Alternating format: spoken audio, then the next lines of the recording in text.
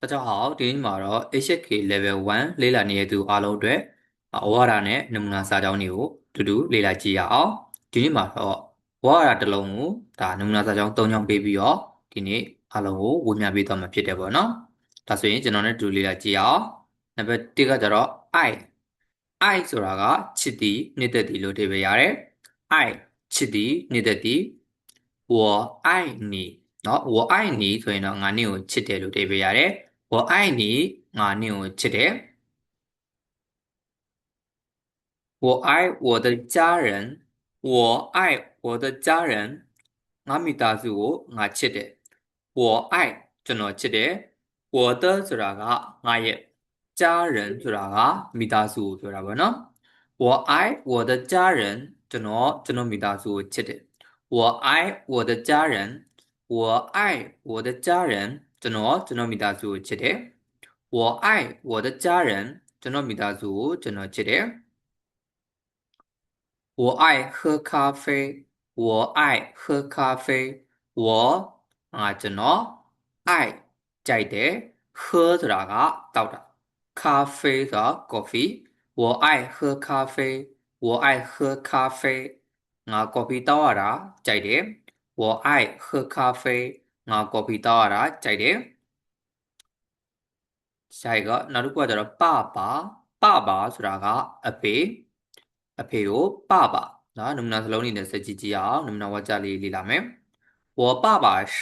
农民我爸爸是农民我爸爸ကျွန်တော်ရဲ့အဖေ是ဟုတ်တယ်ဖြစ်တယ်လို့အဓိပ္ပာယ်ရတယ်农民ဆိုတာကတောင်သူလယ်သမားတောင်သူလယ်သမားကို农民လို့ခေါ်တယ်我爸爸是农民我爸爸是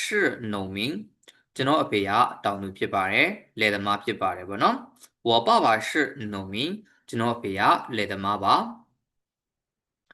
我爸爸今年50岁我爸爸今年50岁我爸爸ကျွန်တော်အဖေ今年ဆိုတာကဒီနှစ်50岁50ဆိုတာက50岁ရအသက်နှစ်ကိုပြောတာပါနော်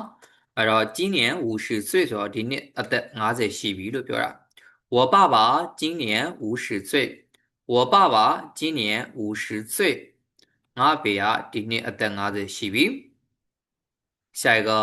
我很爱我的爸爸，我很爱我的爸爸，我很爱ကျွန်တော်အဖေကိုကျွန်တော်အရင်ချစ်တယ်ပေါ့နော်။很ဆိုတာကအလွန်အရင်လို့အဓိပ္ပာယ်ရတယ်။爱ကချစ်တယ်။很爱အရင်ချစ်တယ်။我的ကျွန်တော်ရဲ့爸爸အဖေ